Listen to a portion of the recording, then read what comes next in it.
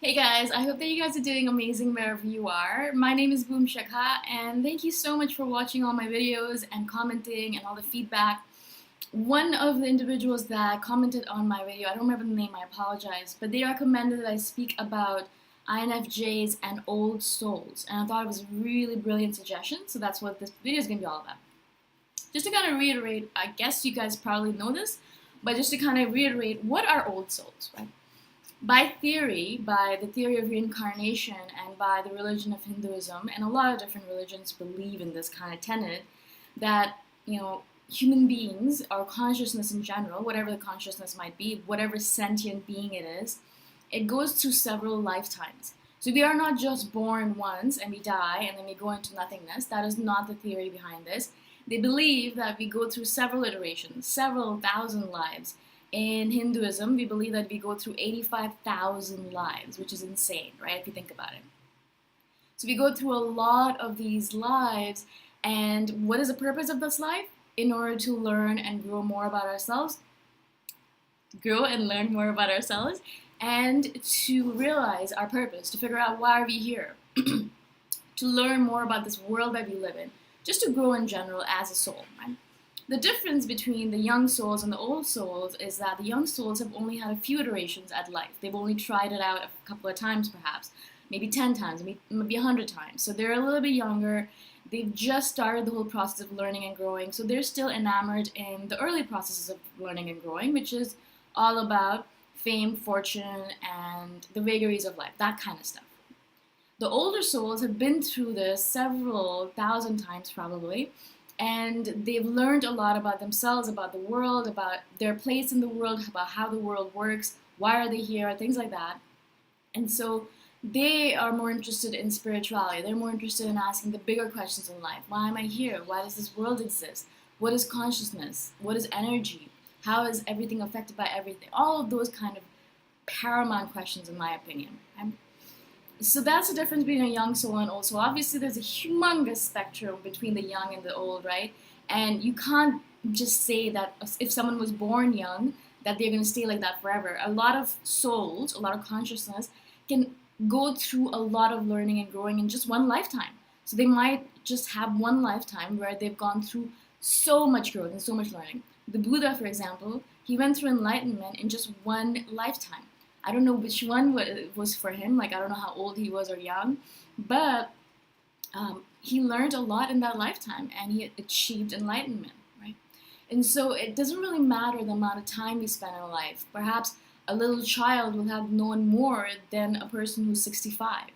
So the age doesn't matter, the time doesn't matter, the number of lives doesn't matter, but we do go through a lot of these iterations. Make sense? So this is the theory behind reincarnation and behind the theory of young and old souls.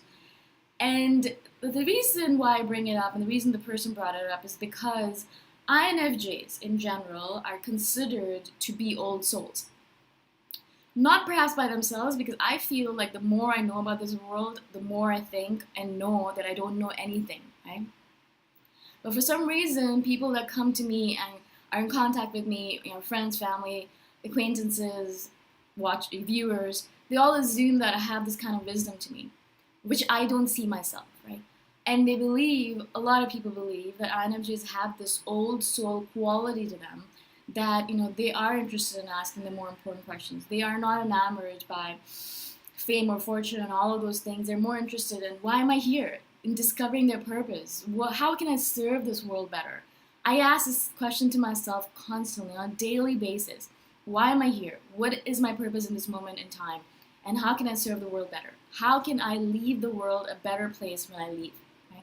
How can I leave my mark on it so that when I leave, that the world is left a better place in whatever format, in however small measure. It doesn't matter how big or small, but that matters to me, right? So I'm constantly asking this question, and I know a lot of INFJs do exactly the same. Our purpose is paramount to us. We're always figuring out, why am I here? Like, why?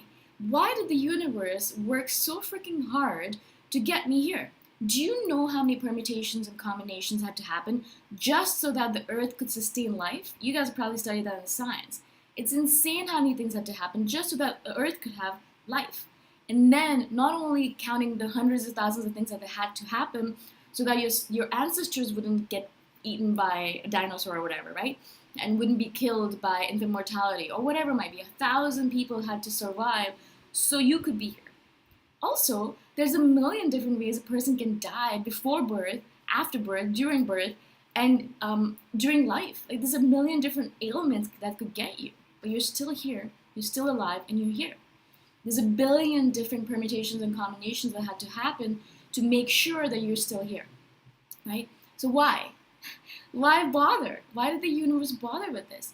The universe is perfect. It doesn't do anything just because for the sake of doing it, right? It does it because it has a reason for everything. So there's a reason it brought us into consciousness, into being. There is a reason for it, a very deep and profound reason, and INFJs know that, and they're searching for that reason constantly. It's as their life force, their heartbeat is constantly saying the same thing. What is my purpose? What is my purpose? Ba-boom, ba-boom, ba-boom kind of thing. Makes sense. Okay, yeah. That was a little bit odd. But seriously, that's what I feel. Like my every soul, every cell in my body is saying the exact same thing. What is my purpose? Why am I here? What is my purpose? Why am I here? Little by little, I have figured out what my purpose is. Like my consciousness right now in this lifetime. It's not sure that it might stay like this forever. It might change as I grow older, as I get wiser. It might change just because I figure out perhaps this is not the right thing for me. I tried it out for a little bit and see, man, it's not, I don't think this is going to work out for me, or whatever it might be, right? Or I might believe that this is the thing for the rest of my eternity, and I might have the same purpose for the next 1,000 lives, whatever it might be. I don't know the details of it. I don't know how it's going to work. All I am concerned with and all I can deal with or remember to measure is this moment in time right now. Hear me right now talking to you.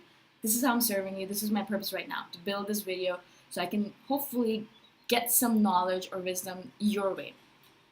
Not that I am a wiser person than you, but I can perhaps put things into perspective for you somehow. Right? So that's our purpose right now in this moment in time. And that's all we can really do as INFJs is figure out what is our purpose in each moment and then build upon that.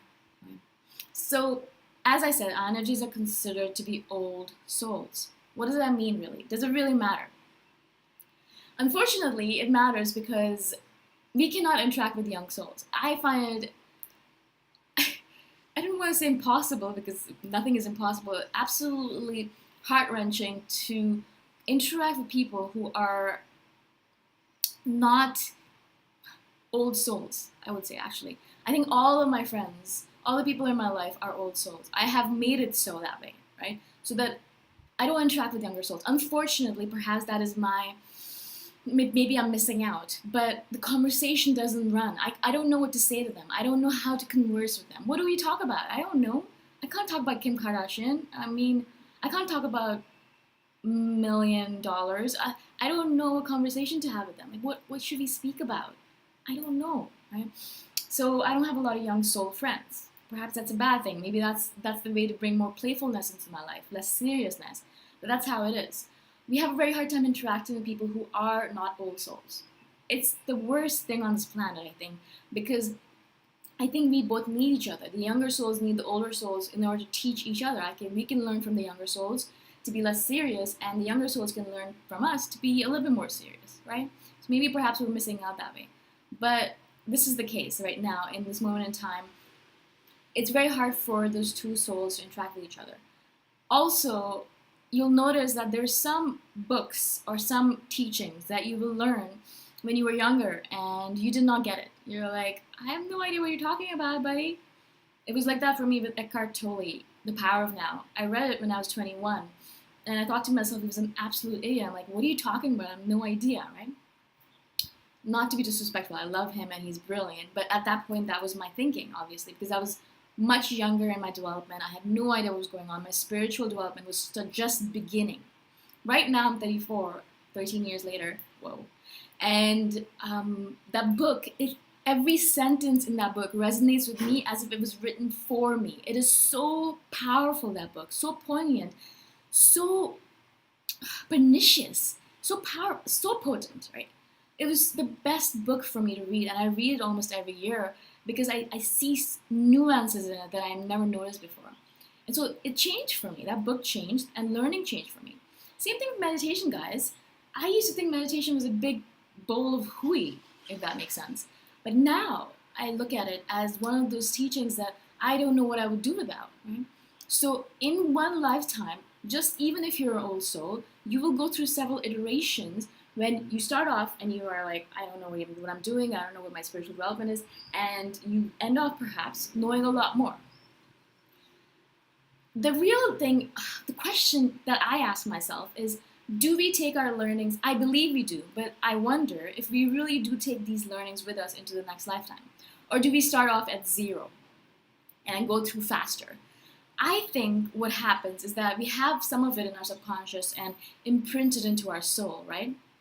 But it doesn't come out right away, right? Of course, for the Buddha, it comes out right away. You know, they know exactly who it is and who was reincarnated and stuff like that. And even right now in India, they do experiments where they figure out that this child was reborn and he could take you back to his old village where he lived and how he died, and he could give you the whole story of his previous life, past life, right? So that is a possibility in this world. Obviously for me it isn't, because I don't remember past lives at all. And I haven't done hypnosis or anything to figure that out because I don't think that's relevant to me. What I do care about is my present life. I want to be focused here. But I do wonder if I'm going to take any of these learnings or teachings with me to the next life. I believe yes. I believe it's imprinted onto our soul. Perhaps in the beginning of our life, we don't actually really know like what's going on. We're still learning and growing. But we grow and learn at a faster rate than a younger soul, because a younger soul doesn't have all those imprints on their soul. Now again, this is just my theory, obviously. So if you think it's a bunch of hooey, then I totally agree with you, because we never know. We don't know. We have no idea. These are all theories. No one has gone to the afterlife and come back and said, oh yeah, you know what? That's what happens. We go through several iterations. This is the number of lives, blah, blah, blah. We don't know. And so we just make meaning out of our lives the best way we can, right? This is how I've made meaning of my life, believing in reincarnation. It gives me purpose. It gives me grounding. Teaches me more about this world, and that's helpful. And if it's helpful, then I keep it. Make sense? I hope it does. I hope I was able to kind of give you a little bit of a insight into what I think INFJs and old souls are all about. I hope this makes sense to you, and I'd love to hear from you guys. Let me know what your thoughts are on this specific topic or on any other topic that you're interested in me speaking on. Let me know about that as well. I'm always looking for suggestions. I hope you guys have an amazing day wherever you are, and I'll see you guys next time around. Bye for now.